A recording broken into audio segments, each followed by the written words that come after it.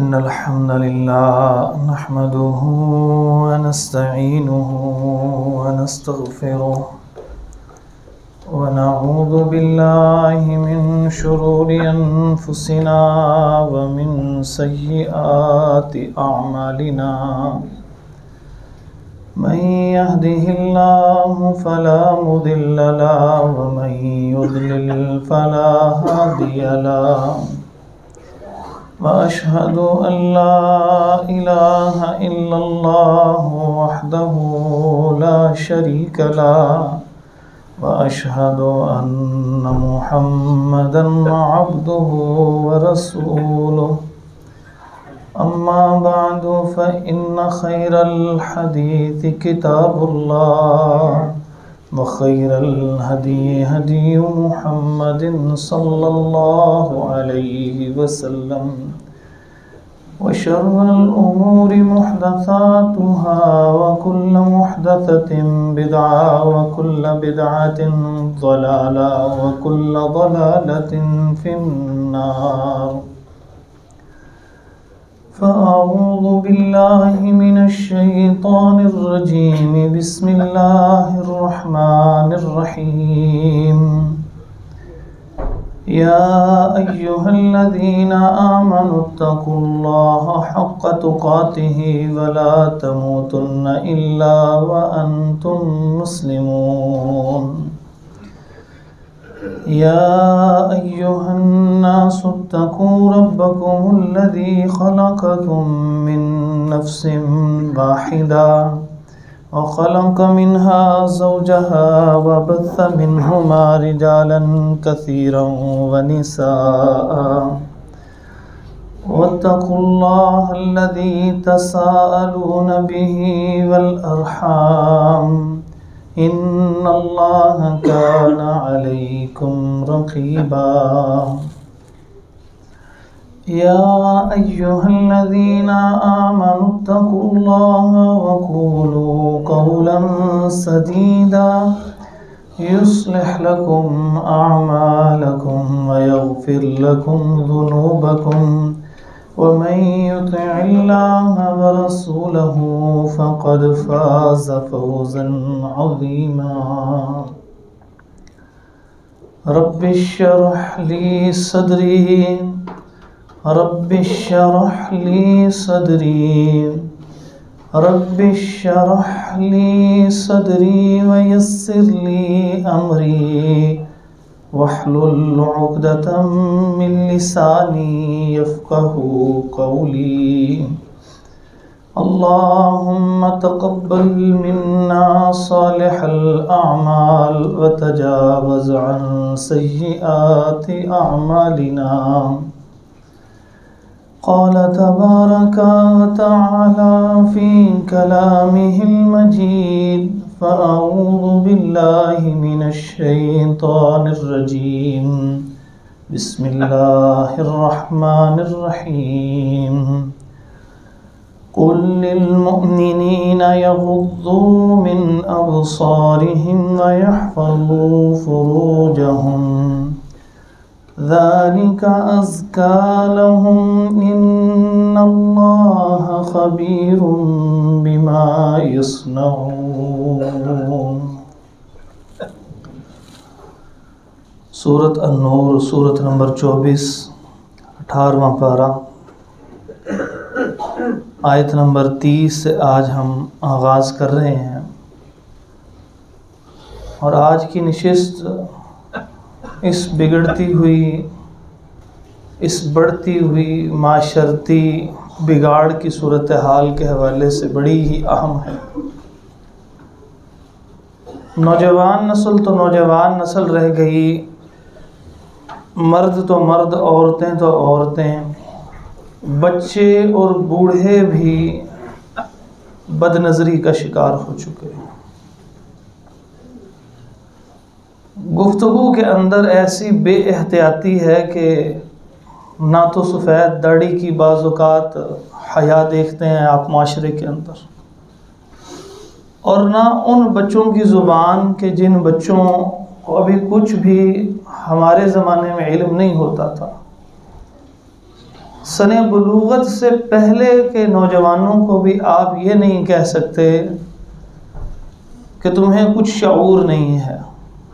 بالغ نہیں ہوئے لیکن ذہنی اعتبار سے وہ بالغ ہو چکے ہیں. تو یہ جو آج کی اللہ تبارک و تعالیٰ کی طرف سے جو نصیحت ہے ہم لوگوں کو، جس حصے کو ہم نے منتخب کیا ہے، اگر ہم ان چیزوں کی طرف دیکھ لیں تو ہمارے معاشرے کے اندر یہ جو اخلاقی گراوٹ ہے اس میں بہت ساری کمی واقع ہو جائے گی. تو اللہ تبارک و تعالیٰ ارشاد فرماتے ہیں، قل اے محمد صلی اللہ علیہ وسلم آپ کہہ دیجئے للمؤمنین ایمان والے مردوں سے، یغضوا من ابصارہم کہ اپنی نگاہوں کو جھکا کے رکھنا. نبی مکرم صلی اللہ علیہ وسلم کی ایک حدیث ہے، آپ صلی اللہ علیہ وسلم نے ارشاد فرمایا کہ جو چیزیں لوگوں نے پہلے انبیاء کے کلام میں سے پائی ہیں، ان اہم ترین چیزوں میں سے جو اسی تسلسل سے محفوظ رہی ہیں اور انبیاء کی طرف منسوب کی جاتی رہی ہیں، ان میں یہ ہے کہ اگر کسی شخص میں حیا نہ رہے تو فَاصْنَعْ مَا شِئْتَ، جو چاہے وہ کر لے. اور حیا دو طرح کی ہوتی ہے، ایک ادب کی حیا ہوتی ہے، ایک نظر کی حیا ہوتی ہے. اور جب نظر کی حیا ختم ہوتی ہے یا ادب کی حیا ختم ہوتی ہے تو انسان گناہوں کے اندر ملوث ہو جاتا ہے.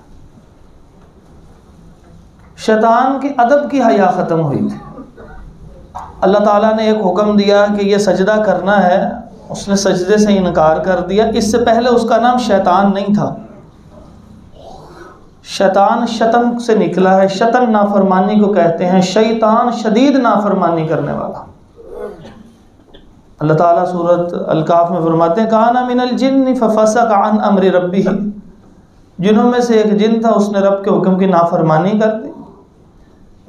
پھر ہم اس کو شیطان کہنے لگ پڑے. اسی وجہ سے اس نافرمانی کی روش پہ جو چلتا ہے وہ انسانوں میں سے ہو جنوں میں سے ہو، اس پہ شیطان کا لفظ قرآن مجید میں آیا کہ شیاطین الانس والجن، انسانوں کے شیطان اور جنوں کے شیطان، مطلب نافرمان انتہا کے جو اس بڑے ابلیس کے پیچھے لگنے والے. تو یہ جو شیطان ہے اس کے اندر بھی حیا جو ختم ہوئی تھی وہ ادب کی ختم ہوئی تھی. اللہ ذوالجلال نے حکم دیا، وہ انسان اس نے کیا نہیں. تو جب وہ حیا ختم ہوئی فَاصْنَعْ مَا شِئْتَ، جو چاہے کر.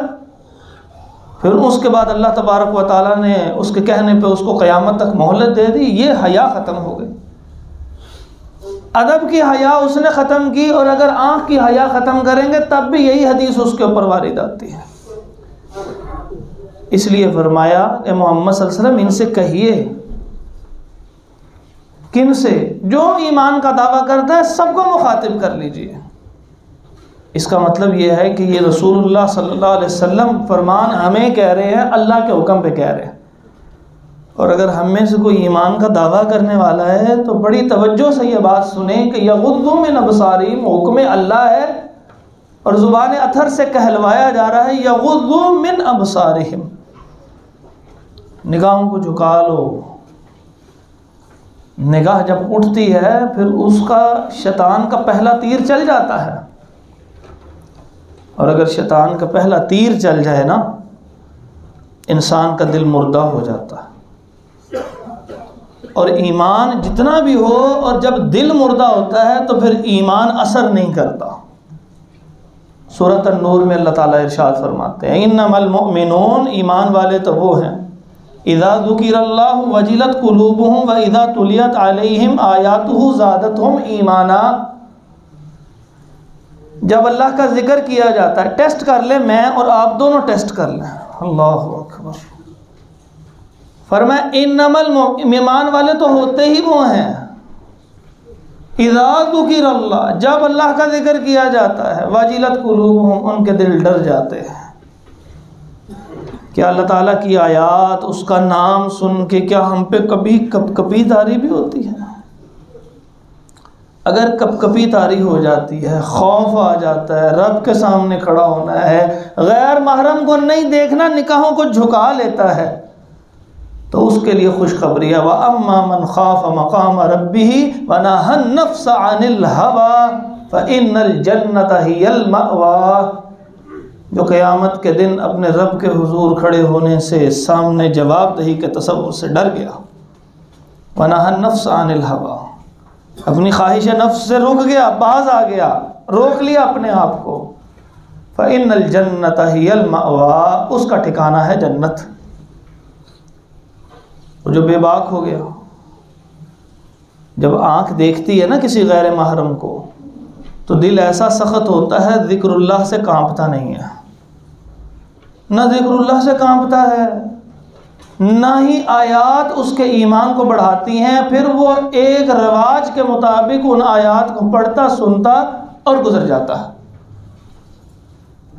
اس لیے یہ بہت بڑا پردہ ہے، اس پردے کو دھیان سے چاک کیجئے کہ اللہ کے حضور اس پردے کے متعلق جواب دینا ہے۔ ان السمع والبصر والفؤاد کل اولئک کان عنہ مسئولا، سننا، ان السمع والبصر، اور دیکھنا اور سوچ، ہر ایک کے سے سوال کیا جائے گا، کیا دیکھا تھا، کیا سنا تھا۔ تو اگر صرف اس وقت دیکھنے کے معاملات چل رہے ہیں، تصور میں لے آئیں کیا اب تک کی زندگی ایسی ہے کہ بھرے قیامت کے مجمع میں جس وقت سب کو اکٹھا کیا جائے گا، وہاں پہ بلایا جائے فلاں بن فلاں باہر آ اور آ کے بتا یہ کیا کیا تھا، فلاں کو کیوں دیکھا تھا۔ اور جب یہ عادت پختہ ہو جاتی ہے غیر محرم کو دیکھنے کی، پھر آنکھ بہتی نہیں ہے، پھر آنکھ روتی نہیں ہے، اور اتنی بڑی نعمت سے محروم ہو جاتا ہے۔ ایک دنیا میں غیر محرم کا چہرہ دیکھنے سے ایسا اللہ تبارک و تعالیٰ اپنی رحمت کو پیچھے کھینچ لیتا ہے کہ جب اس کی آنکھ میں آنسو نہیں آتا، یہ آنسو کا ایک قطرہ ایسا تھا کہ اگر یہ آ جاتا، خواہ مکھی کے سر کے برابر آنکھ نمدیدہ ہو جاتی، اللہ تعالیٰ اس کے گناہ معاف فرما دیتے ہیں۔ یعنی اتنے سے آنسو سے گناہ معاف ہو جاتے ہوں، اور صرف غیر محرم عورت کے دیکھنے کی وجہ سے وہ دل ایسا سخت ہوگا کہ اس آنکھ میں آنسو نہیں آئے گا، اور جب آنسو ختم ہو گیا تو پھر گناہوں کی بخشش کے لیے کیا کرے گا وہ، اور جس کے گناہ نہیں بخشے جائیں گے تو وہ پکڑا جائے گا۔ اس لیے فرمایا اپنی نگاہوں کو جھکا لو، وَيَحْفَظُوا فُرُوجَهُمْ، اور اپنی شرمگاہوں کی حفاظت کرو۔ اللہ اکبر کبیر، کتنا خوبصورت لفظ بولا، شرمگاہوں کی، جس کا نام ہی شرم ہے کہ شرم ہونی چاہیے، انسان میں حیا ہونی چاہیے، اور اگر وہ اسی بے حیائی کے ساتھ سارے کام کرتا رہے تو انسان اپنے گریبانوں میں جھانک کے تو دیکھے کہ ہو کیا رہا ہے ہمارے ساتھ۔ یہ پہلا تیر ہے، یہ نظر آئے گا، ذہن تصور بنائے گا، اس تصور کی وجہ سے زبان چلے گی اور گفتگو کرنا چاہے گی۔ جب زبان گفتگو کرنا چاہے گی یا ہاتھوں سے الفاظ لکھ لکھ کے اس تک پہنچیں گے، پھر دوبارہ وہاں سے آواز آئے گی، تو یہ نظر پہلا تیر ہو گیا، یہ چلایا، دماغ نے تصور بنایا، زبان سے الفاظ غیر محرم کے ساتھ گفتگو کا آغاز ہوا، اس کی آواز کانوں میں رس گھولتی پڑی، پھر اس کے بعد زین لہم الشیطان اعمالہم، شیطان کی طرف سے اعمال کو خوبصورت بنا دیا گیا، وہی چہرہ، وہی جسمانی خد و خال، وہی آواز خوبصورت ہو گئی کہ اس سے اچھی گھر کے اندر موجود ہوگی، اس طرف دھیان نہیں جانے دے گا۔ اور پھر اس کے بعد ایسا تصور دماغ میں آئے گا کہ کسی نہ کسی روز رب کی نافرمانی کرتے وہ برائی اور بدکاری کی آخری حد کو پہنچ جائے گا۔ اس لیے پہلے یہ نہیں فرمایا کہ یحفظوا فروجہم، اپنی شرمگاہوں کی، نہ، جس چیز سے ذریعہ بنتا ہے سب سے پہلے کہا اس کو نیچے رکھو، پھر اگلا کام ممکن ہے۔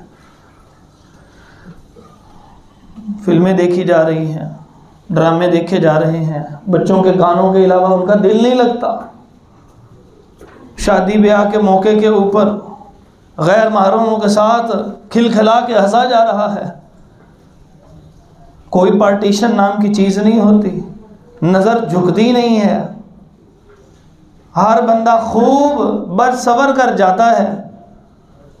تعریف و توصیف کے کلمات اگر وہاں پورے نہ مل رہے ہوں تو تصویریں فیس بک پہ لگا کے وہاں سے تعریف و توصیف کے کلمات وصول کیے جاتے ہیں اور آگے اسی طرح تعریف کی جاتی ہے۔ ابتدا کہاں سے ہوئی؟ نظر سے۔ فرمایا ذالک ازکیٰ لہم، یہ ان کے لیے بہتر ہے، ایمان والوں کے لیے، کہ اپنی نگاہوں کو جھکا کے رکھیں۔ اور اس کے اندر ایک دھمکی بھی ہے اور ایک بشارت بھی ہے، خوشخبری یہ ہے کہ ان کے لیے پاکیزگی میں انتہائی اعلیٰ چیز ہے، یہ دھمکی بھی ہے۔ سوچے تو صحیح، جب ہم نے کسی کو دھمکی دینی ہوتی ہے کیا کہتے ہیں؟ یہ کام کر لو بھائی میاں، یہی تمہارے لیے بہتر ہے۔ اس کا پیچھے دھمکی ہوتی ہے اگر یہ نہ کیا نا تو پھر تمہیں میں بتاؤں گا، جو میں کر سکتا ہوں گا میں کروں گا۔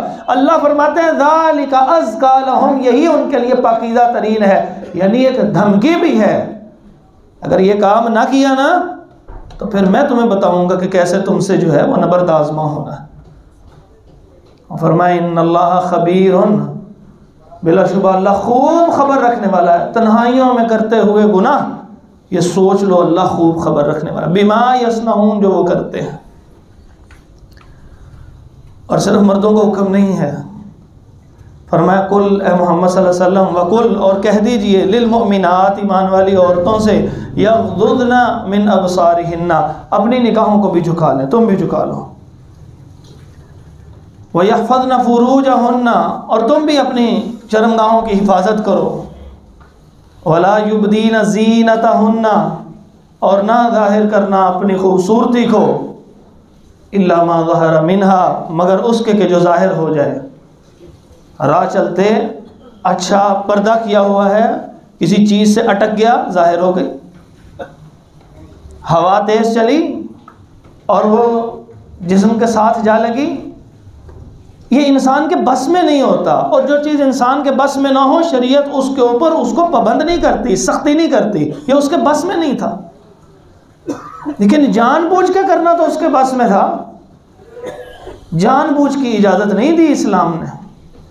اسلام نے کہا الا ما ظہر منہا، جو ظاہر ہو گیا ہے اس کے بس میں نہیں تھا، یہ جو پہلے وقت گزر چکا تھا، توبہ سے پہلے کی بات تھی، یہ نہ تصور شیطان ڈال دے دماغ سے، اب تو سب نے چہرہ دیکھ لیا ہے، اب چھپانے کا کیا فائدہ ہے، توبہ کا کوئی وقت نہیں ہے، جس وقت اللہ نے توفیق دی توبہ کر لی، پچھلی زندگی بھول جائے۔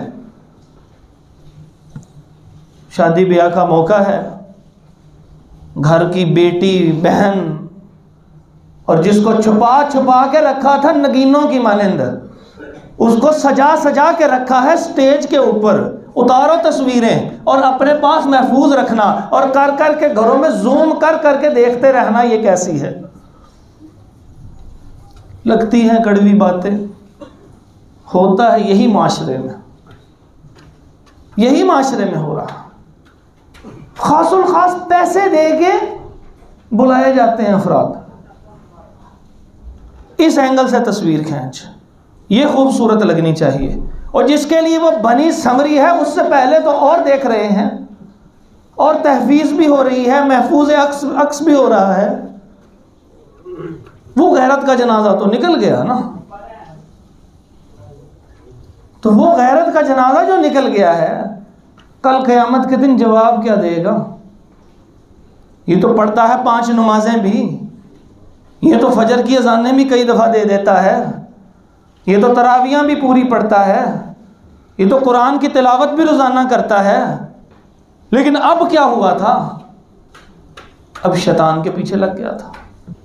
اور یہ میں اپنے پاس سے لفظ نہیں کہہ رہا، آپ سمجھیں شاید غضب ہے، غصہ ہے، کہہ دیا زبان سے نکل گیا، نہیں، قرآن مجید میں ہے، قرآن مجید میں آتا ہے شیطان تمہیں حکم دیتا ہے فحاشی کا، تو اب یہ فحاشی کر رہا ہے تو کس کے حکم پہ عمل کر رہا؟ بھئی مزہ جو ہو چکا سو ہو چکا، وہ وقت واپس تو نہیں آئے گا، لیکن کلمہ توبہ تو زبان سے نکلتا ہے، یا اللہ آئندہ نہیں کرو، وَلَمْ يُصِرُّوا عَلَىٰ مَا فَعَلُوا، اصرار نہ کرو دوبارہ کرنے کے اوپر. گزرے وقت کو تم اور میں واپس تو کوئی بندہ نہیں لے کے آ سکتا، نہ میں نہ آپ. تو ہم کیا کہہ سکتے ہیں؟ یا اللہ جو گزر گیا اس کو معاف فرما دے. اے اللہ آئندہ کے لیے توبہ کرتے ہیں.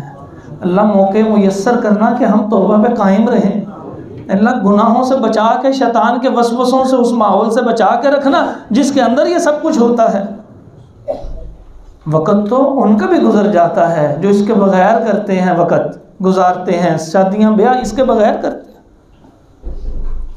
اور ان کا اچھا گزر جاتا ہے. نافرمانی کے بغیر جو لمحہ گزرا ہوگا وہ آپ کے کام آ جائے گا، اور جو نافرمانی میں گزرا اگر اس کی پوچھ ہو گئی تو کوئی جواب نہیں بنے گا.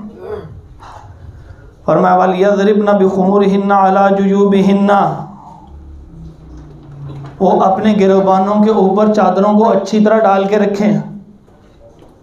یہی گریبان جو ہیں وہ وضع کیے جاتے ہیں.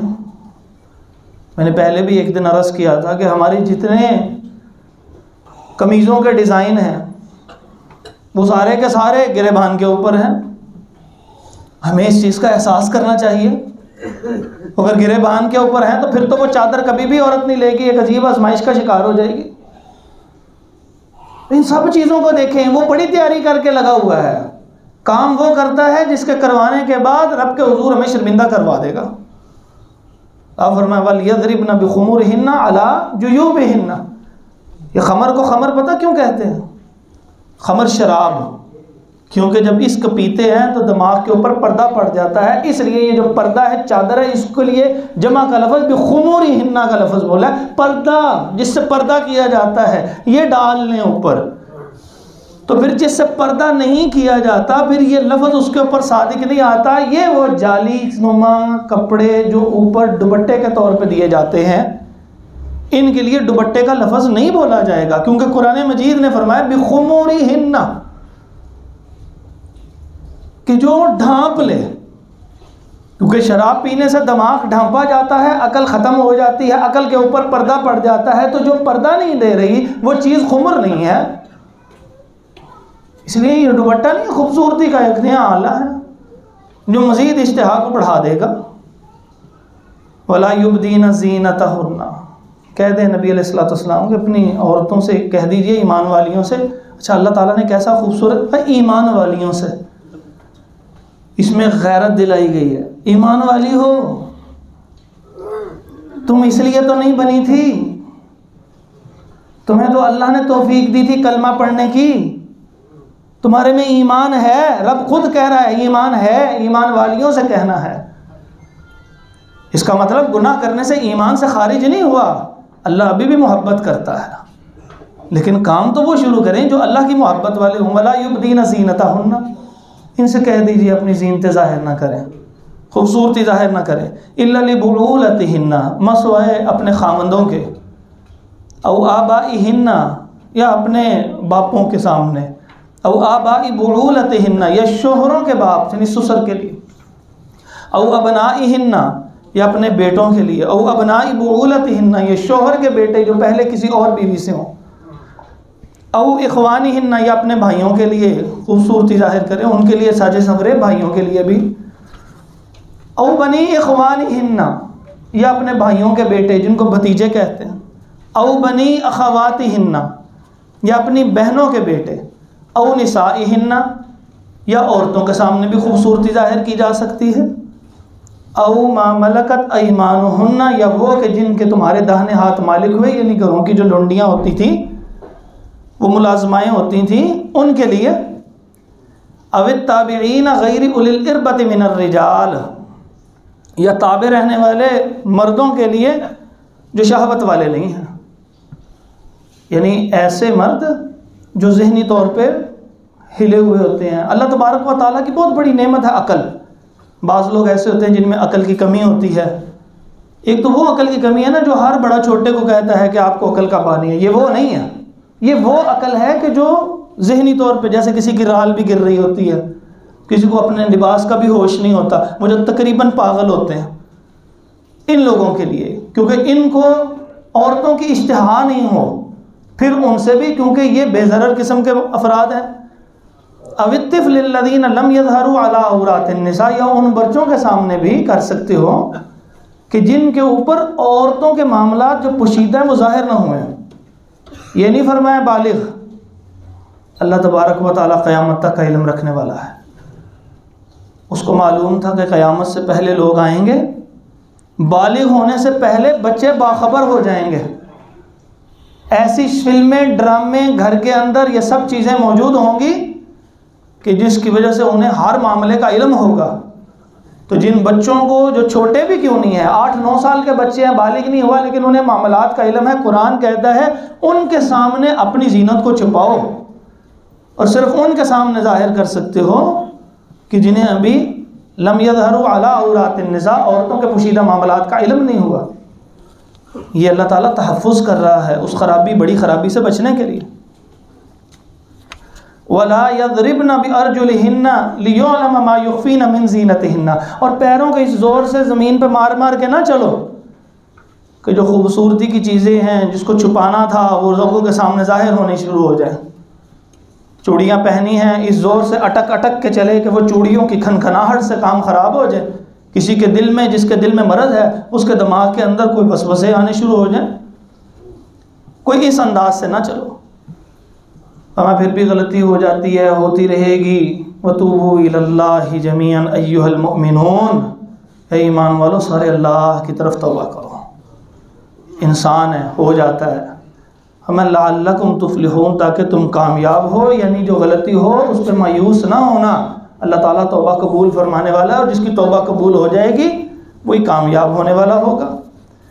اس کے بعد اللہ تبارک و تعالیٰ نے حکم دیا کہ اب اس قدر برے ماحول ہو جاتے ہیں یا اس قدر خرابی پیدا ہونے کا سبب پیدا ہو سکتا ہے تو اس کو کیسے اس سے نبرد آزما ہونا ہے. اللہ تعالیٰ فرماتے ہیں وَأَنكِحُوا الْأَيَامَ مِنكُمْ وَالصَّالِحِينَ مِنْ عِبَادِكُمْ وَإِمَائِكُمْ، جو تم میں سے بے نکاح مرد اور عورتیں ہوتے ہیں نا، وہ کوئی بھی ہو، وہ مرد ہو یا عورت ہو، کسی عمر کا ہو جو بے نکاح ہیں، تو ان کے نکاح کر دو.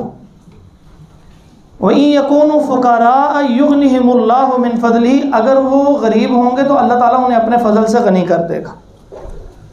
اب یہاں پر ایک روایت پیش کی جاتی ہے جس کے اندر آتا ہے کہ ایک بندہ آیا اللہ کے نبی صلی اللہ علیہ وسلم کے پاس، آگے کہنے لگے جی میں بڑا غریب ہوں. تو آپ صلی اللہ علیہ وسلم نے اس کو مشورہ دیا کہ آپ نکاح کر لو. اس نے نکاح کر لیا. کچھ دیر بعد آیا، کہنے لگا جی غربت تو کم ہی نہیں ہوئی، اب اس کا خرچہ بھی اٹھانا پڑے گا. آپ نے فرمایا ایک اور کر لو. تیسری دفعہ آیا، آپ نے فرمایا ایک اور کر لو. چوتھی دفعہ آیا، آپ نے فرمایا ایک اور کر لو. جب اس نے چوتھا نکاح کیا پھر اللہ تعالیٰ نے اس کے رزق کا دروازے کھول دیا. صریحاً جھوٹ اور بہتان ہے رسول اللہ صلی اللہ علیہ وسلم. کیسی کیسی گھڑ گھڑ باتیں پوری قوم میں پھیلائی ہوئی ہیں. کہتے ہیں حدیث ہے. کہاں پہ ہے بھئی؟ کون سا حوالہ ہے یہ؟ دکھائیے کہاں سند اس کی، کس کتاب میں ہے؟ کوئی سند تو لے کے آئیے، کوئی کتاب تو لے کے آئیے. لوگوں کو تو بڑا بتا دیا کہ نکاح کے بڑے فوائد ہیں. کیا فوائد اسی طرح ثابت کریں؟ جھوٹ سے ثابت کریں گے ہم فوائد؟ جب اللہ کے رسول صلی اللہ علیہ وسلم پہ بات کرتے ہیں تو 100 دفعہ سوچتے ہیں میں کوئی ایسا لفظ تو نہیں ادا کر رہا کہ جو کل قیامت کے دن میری شرمندگی کا سبب بنے. تو اس لیے ایسے ہی اس کے مقابلے میں دوسری صحیح روایت ہے جس سے غریب آدمی کے نکاح کے اوپر دلیل ملتی ہے. تو اس لیے ہمیں جھوٹی باتوں کا یا غیر ثابت شدہ باتوں سے سہارا لے کے یہ ثابت نہیں کرنا. ثابت شدہ موجود ہے. نبی علیہ الصلوۃ والسلام صحابہ کے درمیان موجود ہیں کہ ایک عورت آئی. سورۃ الاحزاب میں یہ ساری تفصیلات ہیں، کبھی وہ پڑھیں گے تو انشاءاللہ اس کی تفصیلات ذکر کریں گے کہ عورتوں کو اس بات کی اجازت تھی کہ صرف نبی علیہ الصلوۃ والسلام کو خود کہہ سکتی تھی کہ اگر آپ نے مجھ سے نکاح کرنا ہے تو کر لیں. باقی عورتوں کے لیے نہیں ہے اجازت، یعنی کسی عورت کے لیے، کسی مرد کے لیے نہیں ہے، یہ صرف نبی علیہ الصلوۃ والسلام کے لیے خاص تھا. اس نے کہا جی اگر آپ مجھ سے نکاح کرنا چاہیں تو کر سکتے ہیں. تو نبی علیہ الصلوۃ والسلام نے کوئی جواب نہ دیا. اس کا مطلب یہ تھا کہ میں نہیں کرنا چاہتا.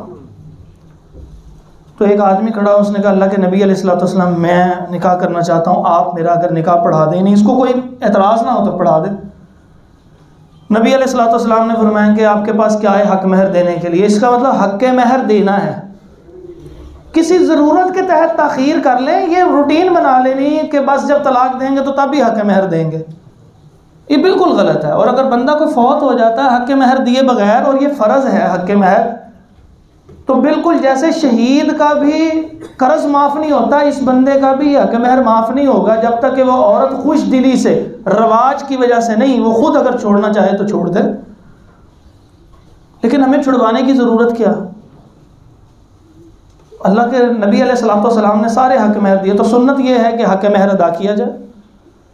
تو آپ صلی اللہ علیہ وسلم فرمائیں جاؤ جا کے اپنے، اس کے بعد پوچھا کہ کیا ہے تمہارے پاس؟ کہنے لگے میرے پاس تو کچھ نہیں ہے۔ کہا جاؤ جا کے نا تلاش کر کے آؤ، ہو سکتا ہے گھر میں کوئی چیز پڑی ہو جس کو قیمت ہو جس کی، تو وہ پھر اس بی بی سے پوچھ لیں کہ یہ اس کو حق مہر قبول ہے تو نکاح ہو جائے۔ مطلب یہ وہ گھر سے ہو کے آیا، حدیث میں آتا ہے کہ اس نے واپس آ کے اس نے کہا کچھ بھی نہیں ہے گھر میں، کتنی غربت۔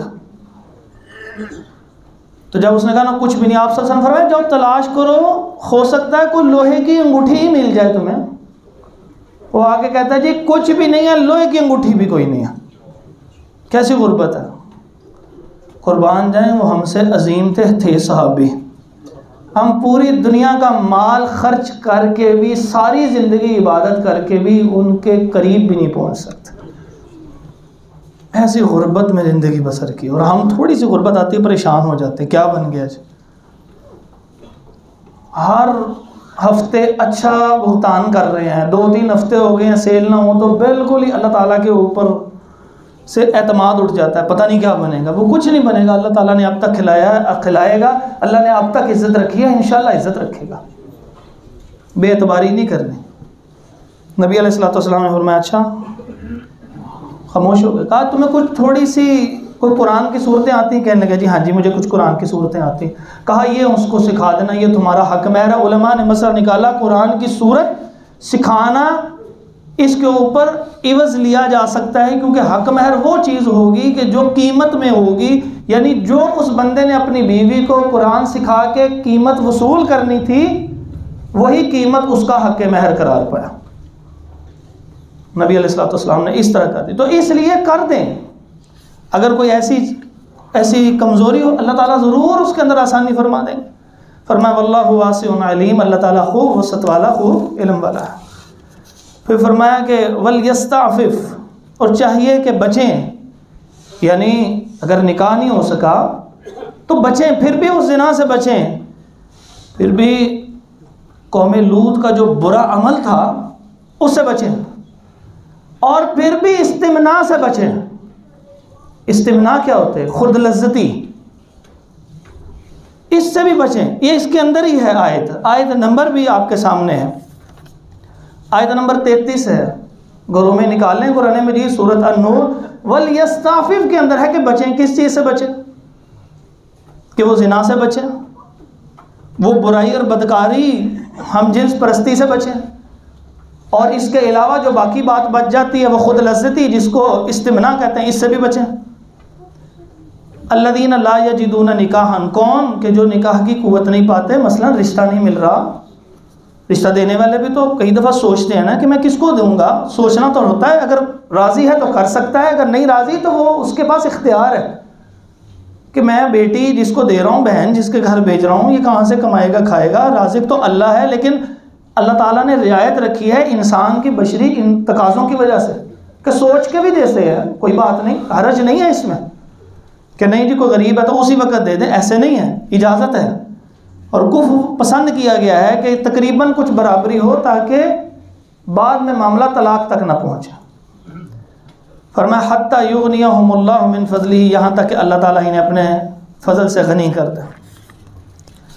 اب یہاں پر ہمارے ہاں جو خرابی کی جڑ اور فساد کی جڑ ہے وہ ہے یا تو خود لذتی، اور اس طرف لے جانے والا جو عمل ہے وہ پورنوگرافی ہے۔ وہ کیا ہے؟ میں نے عرض کیا تھا کہ نگاہیں غیر محرم عورتوں کو بے پرد دیکھتی ہیں، اور پاکستان دوسرے نمبر پہ پوری دنیا کے اندر۔ اسلامی ریاست 24 کروڑ والی آبادی، کیسے بچیں گے؟ شریعت نے کوئی تو رہنمائی کی ہوگی نا، ایسے تو نہیں ہے شریعت چھوڑ دے، رہنمائی نہ کرے. تو چند ایک باتیں اختصار سے آپ کے سامنے ذکر کرنے لگا ہوں، اس کو توجہ سے ذہنوں میں دلوں میں بٹھا لیں اور اپنی نوجوان نسل کی تربیت کرے.